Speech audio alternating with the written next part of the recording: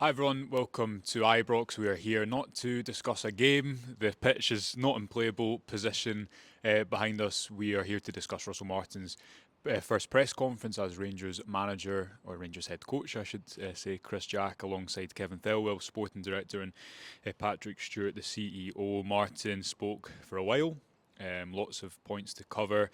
A story that's developed quickly in the last few days, and intriguing to be here, Chris. I've done this job now for almost 4 years, and it's fourth managerial unveiling I've been to at Ibrox. You've been to a few more. People can, of course, watch Martin in full on the YouTube channel. There's a lot more to come over the next few days, so do keep your eyes peeled for that. First impressions of Russell Martin, as I say, Rangers head coach, not the Rangers manager.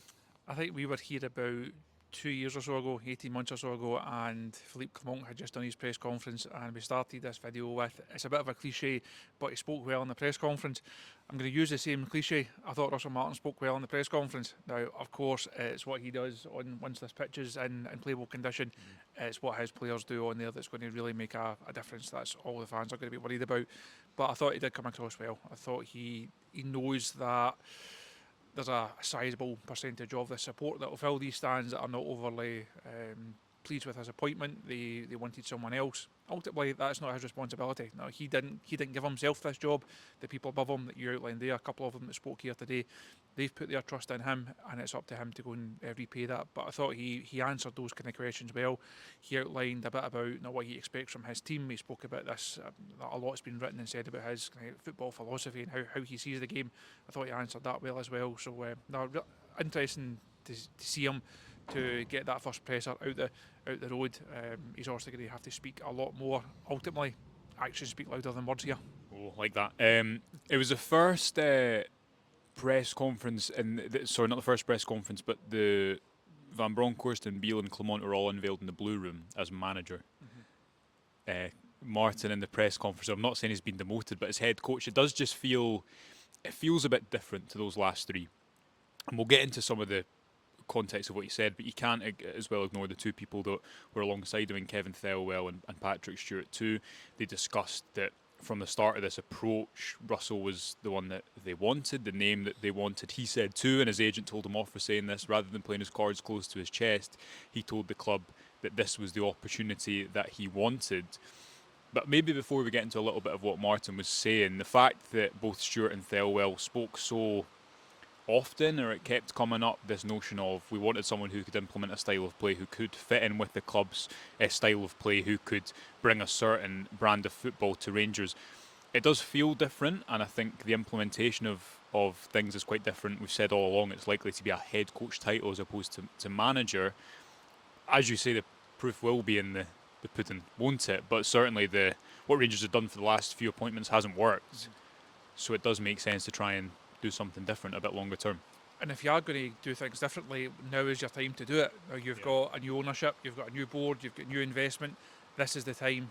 There was no point in going down a similar road under those circumstances and then getting a season or 2 seasons down the road thinking, if only we'd actually ripped it up and started again right at the beginning of this process. There was two trains of thought heading into this recruitment period.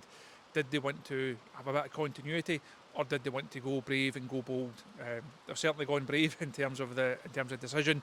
As we say, it's not been universally approved by the fans, but it's an exciting time for this club. The guys that will fill the director's box here in the next few weeks, they're not just bringing pound coins with them. They're bringing new ideas. They're bringing new people, new processes.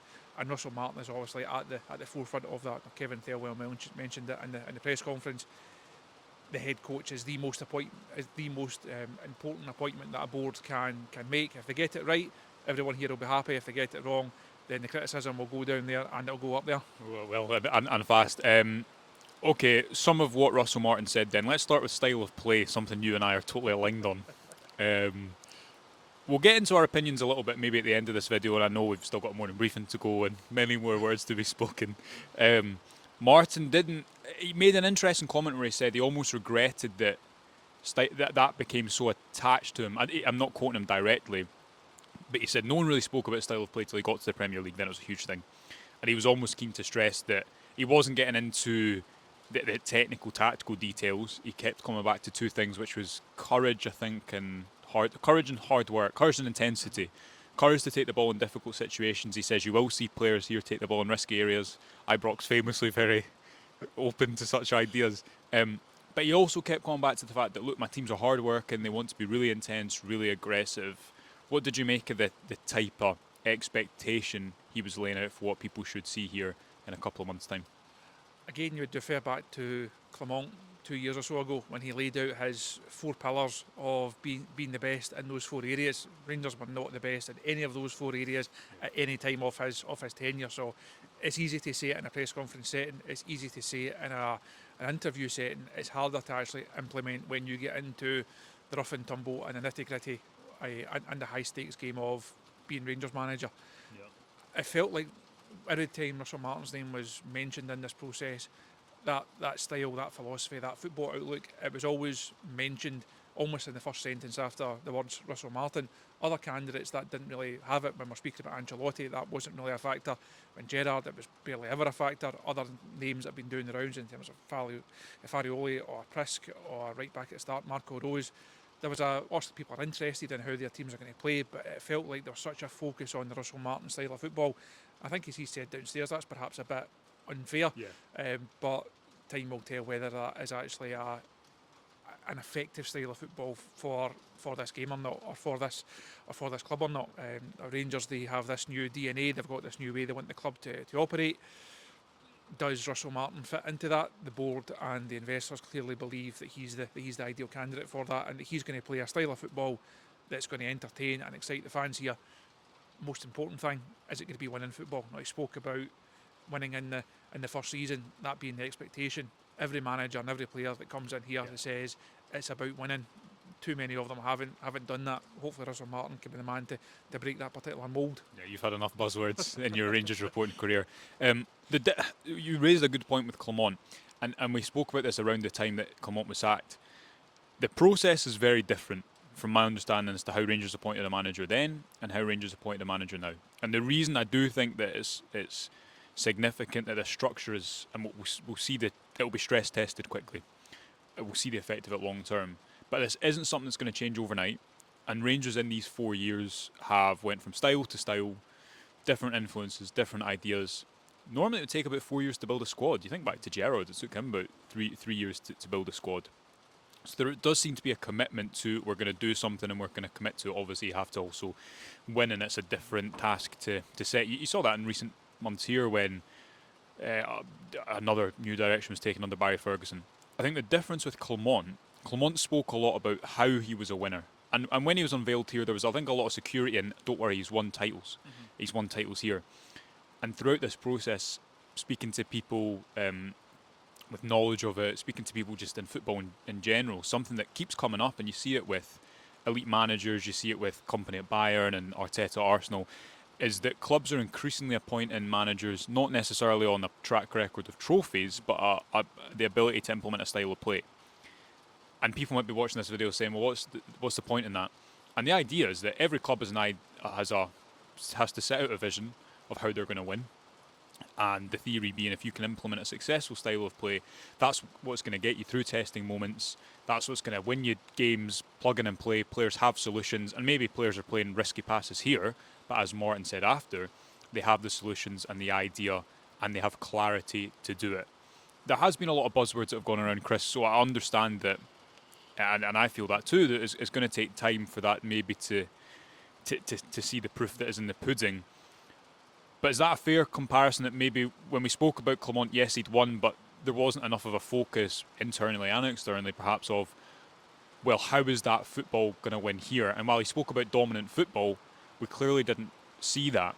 It seems as if maybe the new boundary lines have been drawn and it is a bit more of a modern process. Is that fair, or am I looking into it too deeply? No, I think if you look back to the Clement process and who was involved in that process, and look at this process and who's been involved in it, it's two very different skill sets and experiences and years in the game. James Bisgrove oversaw that process, had no football experience at all, had only been a chief exec for a very short period of time. Patrick Stewart has not been chief exec here for a long time, but they're able to call on Greta Steinson from 49ers, been able to call on Kevin Fewell as a new sporting director. They have football men, if you like, to use another buzzword and use another cliche, but they're able to call on people who have made these appointments before, who have been around the game for a long time. That experience has to count for something. You might not like the outcome of this process, but I don't think you can fault people. Can maybe pick holes in the timescales of it, and it dragged on a wee bit too long for our liking. But I don't think you can criticise Rangers for not being as thorough as possible. Russell Martin, by all accounts, has interviewed very, very well. He came under a lot of scrutiny from the interview panel, had a lot of conversations before it even gets to the stage of being signed off by Andrew Cavra, the new chairman, and being signed off by the board. So I don't think you can say Rangers have not put the legwork in here. No appointment is ever going to be foolproof. There's never any guarantees, but I don't think you can say that they've played at it or they've just made an easy choice. Certainly not made a popular choice, but they clearly feel they've made the right choice. That's, I think, quite a good thing. Or, well, no, I do think it's a good thing because the Lampard example spoken about a lot last time round. I don't think Rangers would have made this choice in the past, and whether it is right or not, the proof will be in the pudding. I just think you look at Martin will have to, and he again acknowledged this himself. Hopefully people can still hear us over this rain, but he acknowledged, look, I want to reset my image of what people had for me because I wasn't a good player here. I just look at it, Chris, and think the team that keeps winning the Scottish Premiership is not a team that plays the type of football Clement wanted, or the type of football that Sean Dyche would coach. Or it's not and people can say maybe Rangers is different, and of course Rangers and Celtic are different clubs. But you've got to be ball dominant. Kevin Thelwell spoke about that too. Less transitions, less up and down. You've got to control the game with the ball. Celtic averaged 200 more passes than Rangers last season. Rangers' expected goal difference was at its worst since 2017. The team Russell Martin played in. They need to do something different, and I do agree with you that I think this process has been different, and not making the popular choice suggests that they're going to. Unpopular choices are going to have to be made, even though there's a new dawn here, new money, new investment. It's still going to take unpopular choices to get Rangers to where they ought to be to long term. So lots of interesting stuff.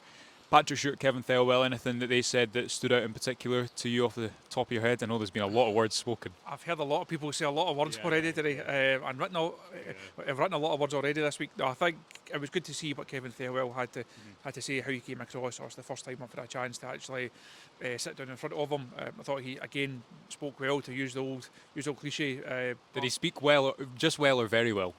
I'll go very well for Kevin Thelwell as well. There we go. Setting him a very high bar there. But again, he outlined his part in this new regime and this new way of working. A lot of pressure on him as well. There's also some questions to Patrick Stewart about the investment from the American consortium, how that money is going to be used. They said the majority of it will be used on transfers. We expect that to be topped up with some players who were here last season moving on as well. So that's not going to be the full extent of that transfer budget. I say Patrick didn't really want to put numbers on it. Unsurprisingly, you don't want to show your hand this early in the window. But I think he could outline that from a club perspective on the money that's going to be spent. Kevin a bit more about the key process, and he's not going to sign players that Russell Martin doesn't want. He's not going to say, there's your new centre half, whether you like it or not. There has to be a more well-rounded way of working here for Rangers, because the recruitment over recent seasons has not been anywhere near good enough. It's been a bit disjointed. It's been trying to plug square holes with round pegs at times. That whole process has to be far smoother, far more successful. So a bit of pressure on Kevin Thelwell over the coming weeks and months as well. I think the difference with recruitment is that you need buy-in from the top, and you need a style of play that's going to make it work. And I would argue that Rangers have signed. Have they made mistakes? Yes. I think they've signed some. Signed some good, promising young players, but the direction that hasn't been there. It's been a club that's been, the phrase I always use, which I'm quite happy with this one, catching up with its own ideas. And that for me is the case in point that it was just over 300 days ago that Philippe Clement was handed a contract until 2028. You know, how different does the output look now? Okay, anything else to get into? Anything we've missed? No, I don't think so. No. I think we've covered all the relevant bases, and as we always say, keep an eye on the socials, the website and the YouTube, and there'll be plenty more to come over the coming days. Plenty more to come from here, and before you know it, transfer silly season will be upon us. The phone will be going for different reasons, and I will we'll do our best to get through what could be a busy old summer. Yeah, it's going to be busy. There'll be lots more coverage to come from Russell Martin's first press conference. Will be live in the morning. We've got an extra podcast coming with myself and Adam Thornton to talk through some of the tactics that Martin might employ. So Don't know. surprised I wasn't invited onto that one. Has to be. I was going to say I don't think Chris will listen to that. But we'll leave it there. Thank you to everyone as ever for joining us. We're going to have loads of coverage right throughout the summer into this exciting and interesting Rangers campaign, which has so many unknowns, but Russell Martin is of course the man that is going to lead them into that new era. Stick with us across our socials. Subscribe on YouTube if you haven't done so already. It's completely free and really helps us out. Thank you for watching. We'll be back with you soon, and bye for now.